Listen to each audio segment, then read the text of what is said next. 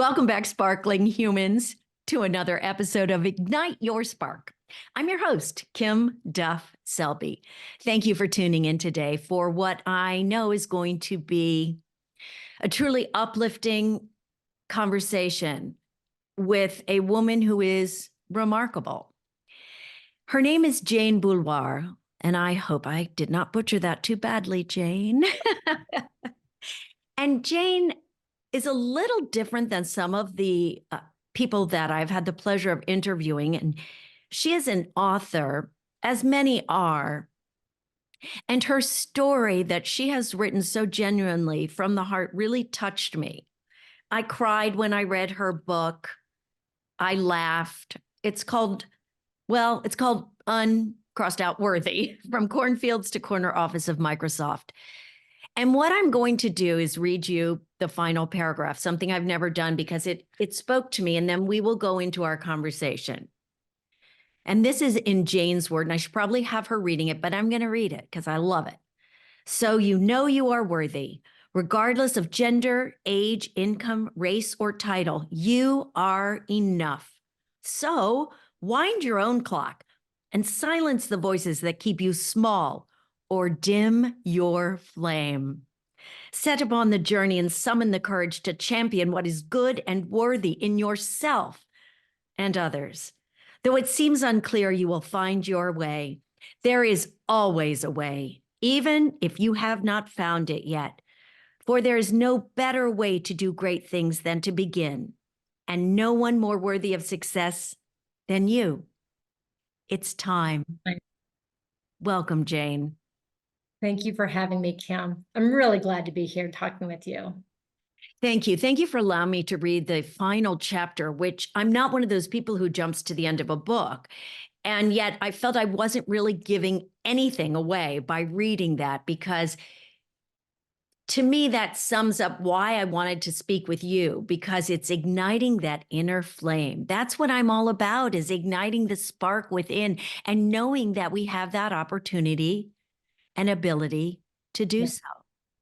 Yeah. And honestly, that's the reason I wrote the book. I didn't write the book to say, look at me, look what I've achieved. With these 7 steps, you can be me, or here's the recipe for my secret sauce. I didn't do any of that in the stories. No. What I tried to do was actually the opposite, which is to share as honestly and vulnerably as I could of my journey, so people would know there's not 7 steps, there's not a secret sauce, that we all have that within us to be able to put ourselves out there.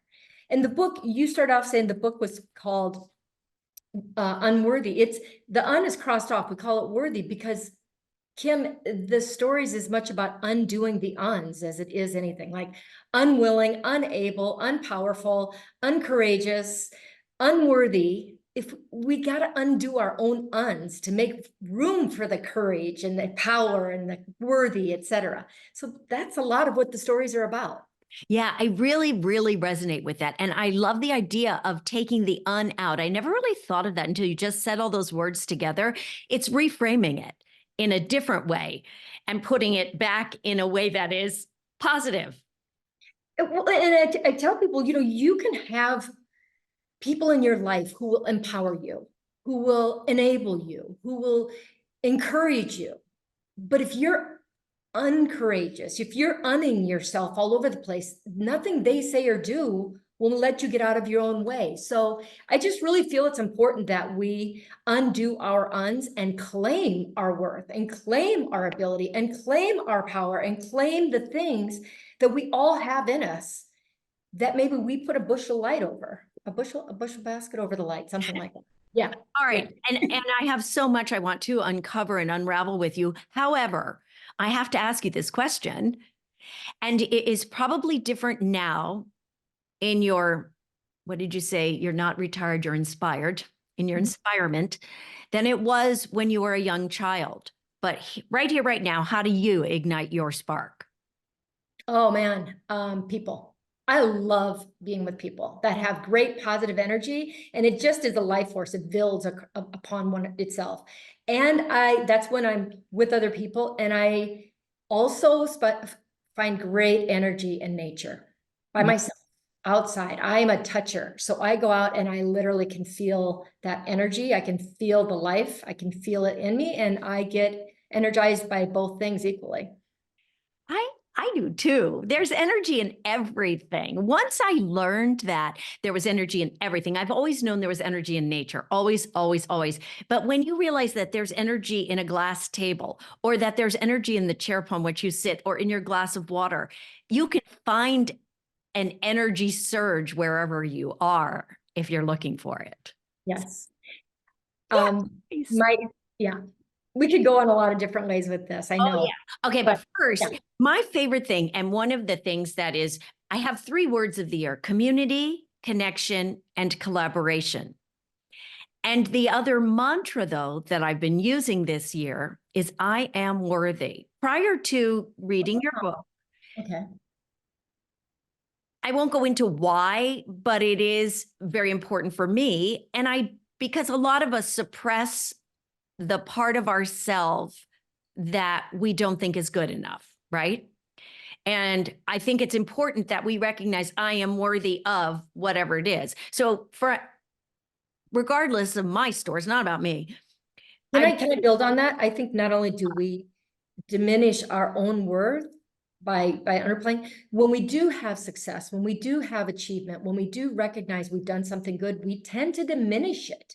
So we hit ourselves, we pincer ourselves from both ends. Geez Louise, it's hard for us to feel good about ourselves. It's no wonder sometimes we have a hard time finding our worth and claiming it. If Yeah. we don't we diminish it and we don't acknowledge it. Well, we've been told don't accept compliments because we're not just don't accept compliments, but it's hard for us to accept compliments. I was raised, you give to others. You are put others before yourself. And it's challenging to just say, when someone says, "Oh, you look really cute today," to go, "Oh, this, oh, that." I hate it when I find myself doing that. My friends tell me to put my palms up and forward and just receive the compliment. Just receive it in the grace that it's given. And because, just learn to do that. It is a gift to the person giving it to you and to yourself. Don't reject it. Yeah. Okay. I'm getting better. It's hard, the negativity bias in all the ways that we were raised. And speaking of being raised, holy moly, in those cornfields of yours, Jane, I do believe, after reading your story, one of 5 children with a mother that was less than present, and how challenging it was for you. And yet you had this inner resilience. I mean, if you want to share just a snippet of your story. So just because I glossed over the title, and I want to make sure people hear this, from Cornfields to corner office of Microsoft people. I mean, we're talking at a woman who, well, I mean, I didn't read your bio, and I loved the one part of it. You were the cornfields of Iowa. You paid for college selling used carpets and your mom's prayers. That was such a good story. 100%. And you became the leader of $1 billion businesses. It's just amazing. You didn't. I did have a forestry degree and that helped. That's true. You did. I love this story is so fun. I mean, sad and fun at the same time, and remarkable, and something that even if you can't relate to the rise from cornfields to corner office, you can relate to you because you're very relatable. And I think that's what I found. I think it's your resilience. What do you think it was that inside of you that enabled you to have that gumption to go, I'm getting out of here, I'm doing this? In some cases growing up, I didn't have a choice. You can call it resilience, you can call it survival. It's just what you did. You worked hard. If you wanted something, you had to work for it, and you just had to earn it and do it and not let anything get in your way, because the alternative was you didn't have it. And some of those things you needed. So you just worked and did it. And at some point, people kept telling me what I couldn't do, wouldn't do, shouldn't do. And I did them anyway. And I didn't get struck by lightning. I didn't get whatever. And I just started to realize, with enough effort, with enough help from other people, there's really not much you can't do. Most of what we need to do don't require a degree. I mean, unless you're a surgeon or something. And that it is really getting out of our own way and recognizing that it's the trying that is what's important. The failure is just a temporary thing. If people fail at what they're doing, they're not failures. There's a huge difference, I realized, between being a failure and failing. Mm. And so I became less afraid of failing because I became disassociated with that as a person. I, as a person, was someone who tried, someone who kept doing things that stretched it and etc. Like, I'm afraid a lot. And I used to feel ashamed that I was always afraid. And I thought I was the only one that was afraid. And then I came to realize, Kim, if you are trying new things, if you're stretching yourself, if you are uncomfortable because you don't know what you're doing because you've never done it before, it's okay to be afraid. I like that feeling. Yeah. It gives you that sort of spark inside to, okay, get going. The alternative is to have everything figured out and to stay safe and to be so afraid of being afraid that you don't do anything different, new, and important that's important to you. Right. Of course, when you step through that fear, whoa, what unfolds can be magic. It's like stepping outside of your comfort zone, which I work with women and tell them that all the time. Take one step outside and see what happens. It might be scary, you go back in, but then maybe the next day you take 2 steps outside. And so how are we defining success, right? Is success that I got to the corner tower, the high tower, is that the success? Or is the success all the times that I failed and got back up and got back up, began again, and then lowered the broad bridge for someone else to help make it up to the corner office? I think the success was more getting back up than the destination of getting to the corner tower. Yeah, you have so many great stories. They all are, you can read them separately, but they all tie together. And I have to admit, I had your book on my desk for a long time because I had a lot of things to read. And I thought, okay, I've got to read, because I make myself read my author's books. I mean, yes. And then I'll tell you, I picked it up and couldn't put it down. And you had me from the beginning. Do you want to share maybe one of your favorite little stories about, I don't want from childhood, and if I could remember which one, I would sort of prompt you towards that. But you grew up in a very religious household where God was important. We were Catholic. You were Catholic. And I don't know, maybe just some story. Again, I apologize for not knowing exactly which one. I was so like racing to get to the end to find out how you came out on the other side, which we won't go into that. I'm more interested in the hard knock part of your life, and then college and the forestry degree, and then Kimberly Clark, and then holy moly. I mean, Microsoft, right? What? Yeah, I kind of felt the same way. Like, really? So here's a good story. It's in the book. I don't know if it's a good story, but it's a story I'll share. So we were like, my mom had 5 kids in 6 years, and nothing can prepare you for that. Let's be real. I was born and graduated 25 years later than she did from the same high school. So I married my high school sweetheart. My husband's grandma and my grandma were friends. My mom and his mom used to have sleepovers at each other's house, and his older sister was a friend of mine. I mean, our community was very, very small, and everybody knew everybody, but everybody kind of took care of everybody else's kids, and there wasn't a lot of like oversight, let's call it, in my family. And so I was kind of a pack-a-day girl in the 3rd grade. I smoked a lot of cigarettes in the 3rd grade. That was pretty cool. Third Yeah, grade. 3rd grade. And then my mom, my brother and I, we were 11 months apart. I say, when I stubbed, when my brother Doug stubbed his toe, I said, ouch. That's how close we were, right? So one day mom caught us smoking because the neighbors narked on us. That's a separate story.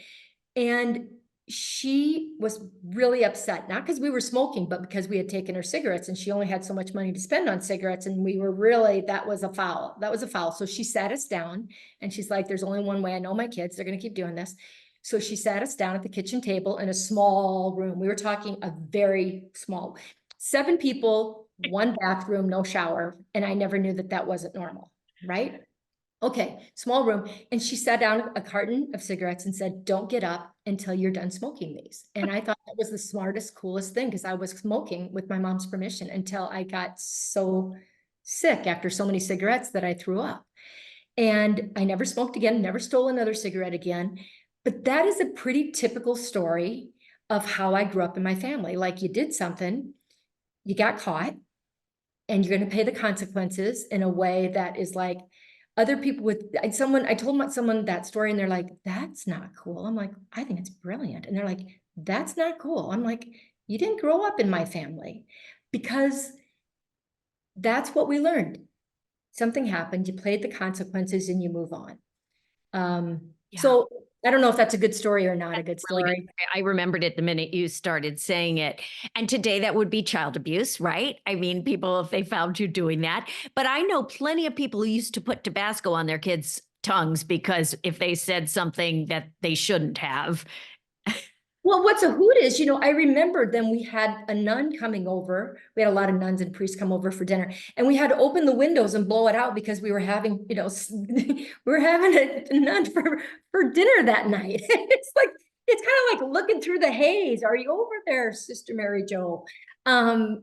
So it's just, you're smoking in front of your mom, you're throwing up, and then there's a picture of Jesus on the wall.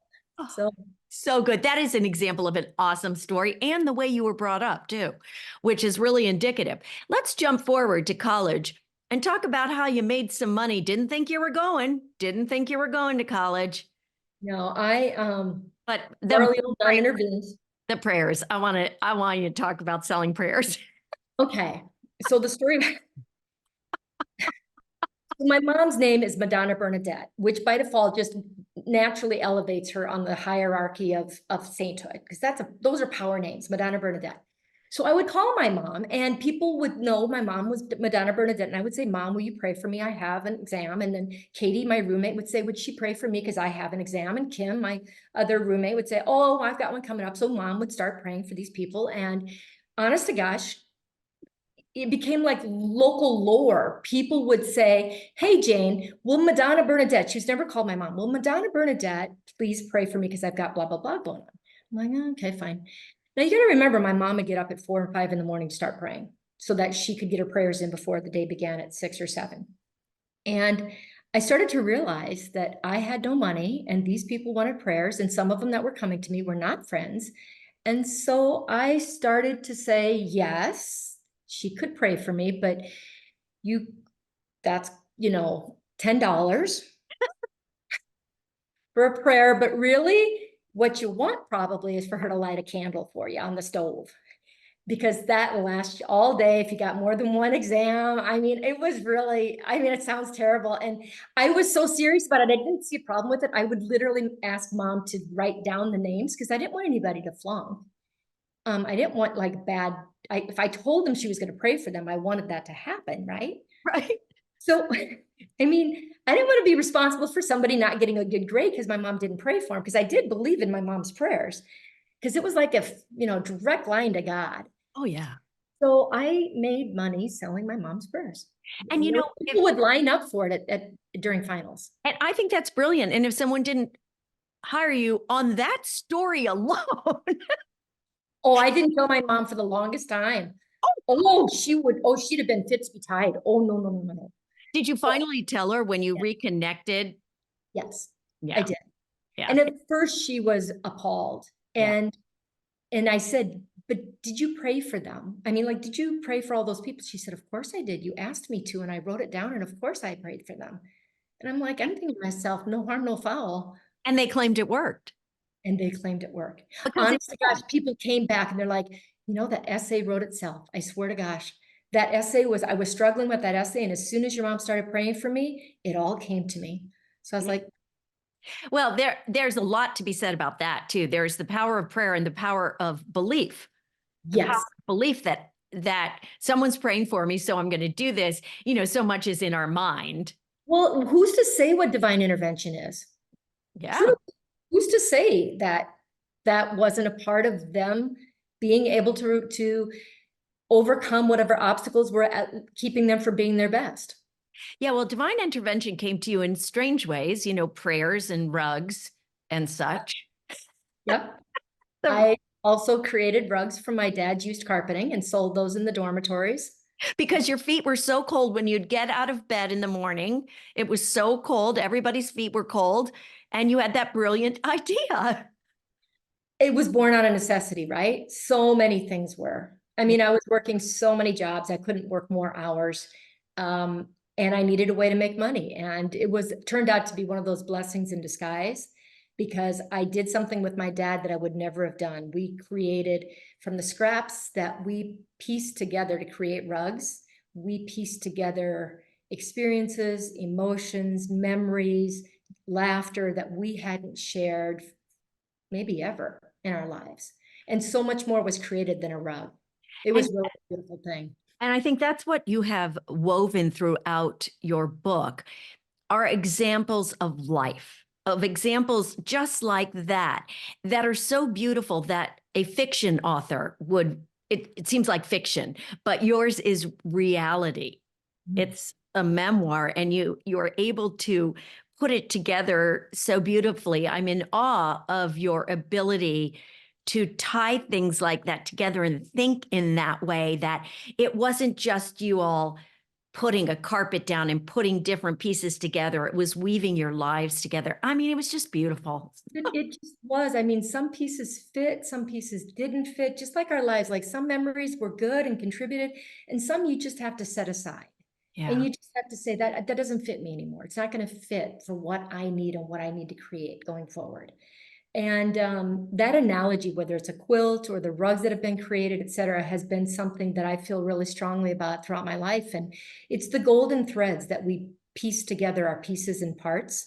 And usually it's the parts of us that we don't want to share, the parts of us that are vulnerable, that we might think are a little messy and a little bit scruffy, that make us human. And when we put them together, it's like a beautiful, creative, wonderful, strong, unique thing that we couldn't put together unless we shared the parts of us, just the pieces and parts that make us different and unusual. Mm. I'm curious, as you were writing the book, was it then that you were able to reflect back on everything that brought you to where you were today? Or were you cognizant throughout each step in your life?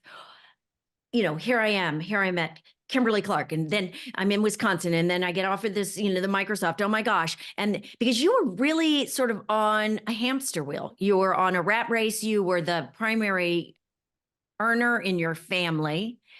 And Only. thinking about these things, did you think about your childhood? Did you think about what brought you to where you were at each step? Or were you just going? And when you started writing, is it then that you started tying it together? Don't be confused. I did not have a master plan. I did not, I flunk at book writing. I do. I started writing down my stories because I promised my friends that I would do that when I left Microsoft. And I had no intentions of writing a book. I wrote the stories down to the best of my ability. They were all over, and I literally like quotes. Sometimes I would read a quote and it would remind me of a story, and I'm like, okay, I'm writing this down. And it would be all over the place, but it was always in my voice. It was always about an experience I had and kind of what I learned from it, and so on. And I started writing these things down, in part putting it together in a book to share with people. I turned myself inside out, as you say, in some of these stories, and I exposed myself in a very vulnerable way, very vulnerable. In part because I didn't see any books like that, and in part because as I mentored, I think the last year I was at Microsoft, there were like 27 people I was mentoring on my calendar, sponsoring, et cetera. And they all wanted to know what was my secret sauce and how could they be fearless like me, and what were they missing that I had that would help them ascend to the corner office. And I wanted people to see that there was no secret sauce. There's nothing that they're missing, and that everybody's afraid. Everybody feels like an imposter sometimes. And I wanted to, in the process of putting my story together, help them appreciate that if a pig farmer from Iowa who got a degree in forestry could make it to the corner office of Microsoft, that there isn't a 10-year plan. There isn't anything other than the ability to say yes and keep trying and begin again and begin again, and to honor you, what your strengths are, and surround yourself with other people to advance. So I don't think that I had a master plan when I wrote this book. In fact, someone from, I think it was McGraw-Hill, got a hold of some of my stories. Somebody submitted them and they said, we want to publish this. But get rid of those stories from when you were a kid and do more Microsoft stories with like Bill Gates and Steve Ballmer. And I'm like, I'm not doing that. I'm not doing a tell-all Microsoft book. That's not what this is about. It's not why and what I'm about. No, no, it's really, it's an appealing book, I think, to so many people, because I'm not, I mean, my husband works in tech, but I'm not knowledgeable about, I know how to work. I know how to deal with tech. I do. I think I'm pretty tech savvy, but I don't care about that, but yet I was absorbed. And I think I was only absorbed in the Microsoft part because of the book, of the beginning where you talked about your child, because I wanted to see how you got where you got. There's so much more to the book than this, and there's so much more to you than just the book and your story, and so much more to you that people didn't see when, I'm just making this up, but that when you were at Microsoft, when you were at Kimberly-Clark, they're not seeing the little girl who had sat at her kitchen table and had to smoke all the cigarettes. They're not seeing the little girl who had to wake up and do the chores, whether she wanted to or not. They're not seeing the towels coming out of the freezer to go on my back because they were so blistered from having worked in the sun during the day.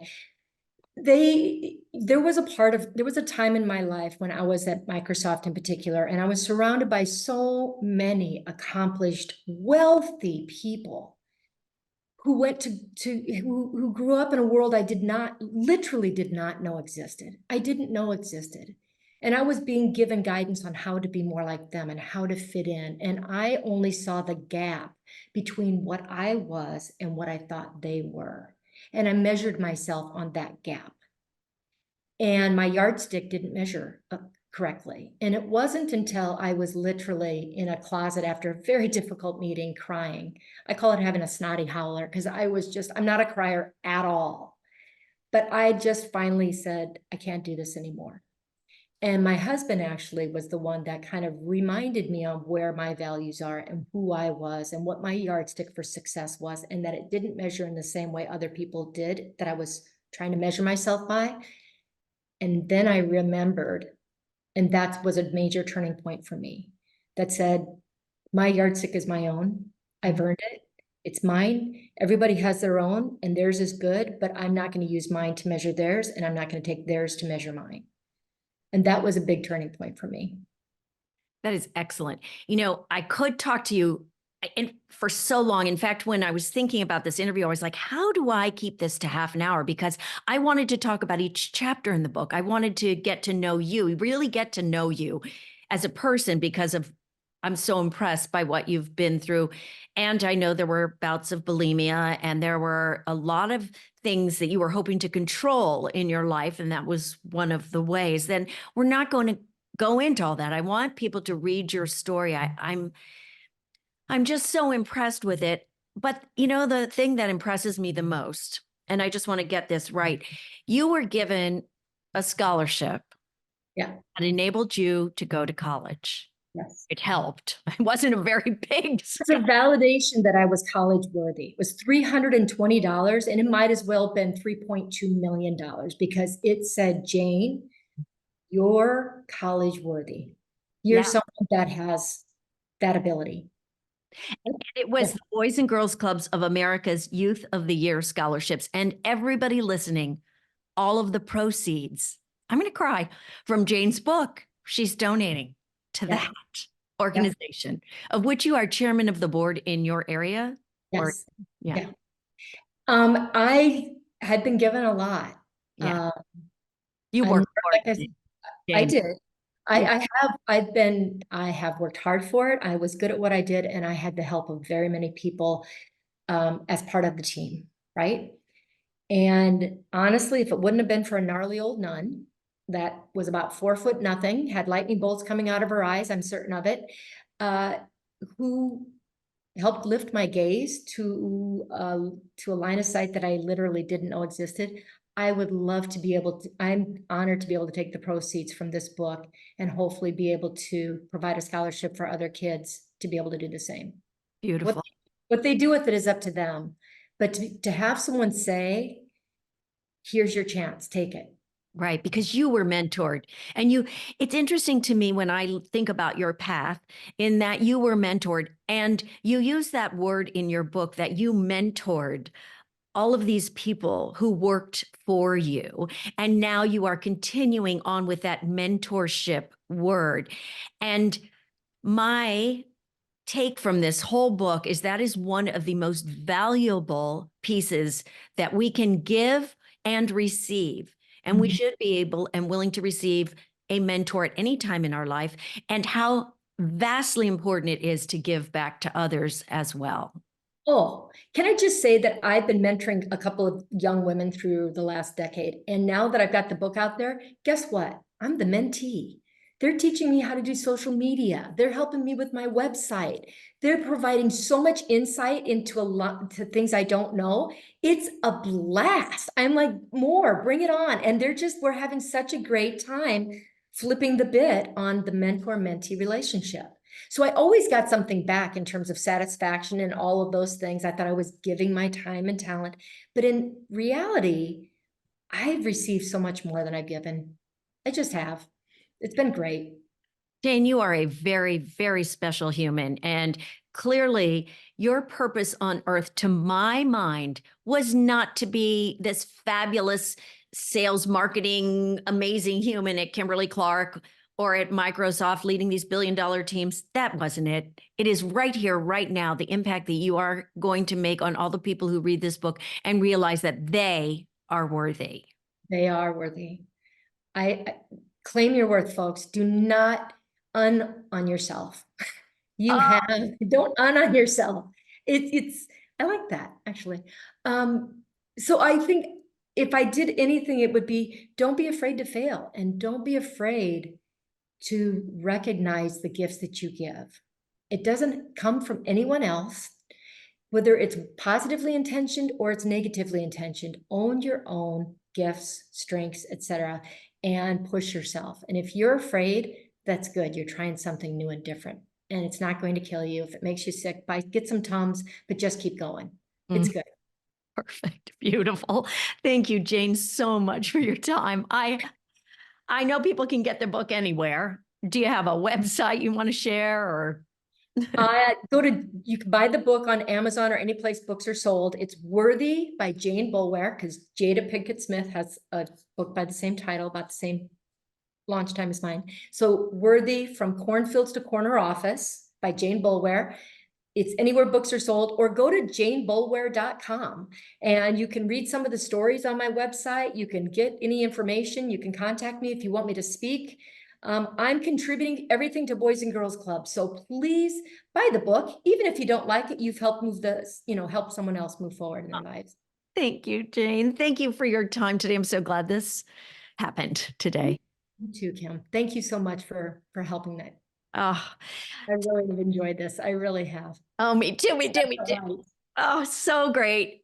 I thank you all for listening to this podcast and to my conversation with Jane. I am uplifted, and I know that I am worthy, and please know that you are worthy. And I do hope that this was able to, as I love to do, ignite your spark into realizing your worth.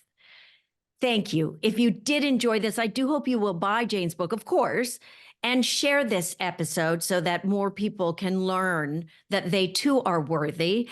And while you're at it, give me a 5-star rating, because why not? Comment and subscribe, because it's all about you. It's all about getting this light out in the world. And really, I'm here to shine a light on others. Oh, You're so something special. Thank you so much for having me. thank you. Thank you, Jane. Everybody, until next time, thanks for shining.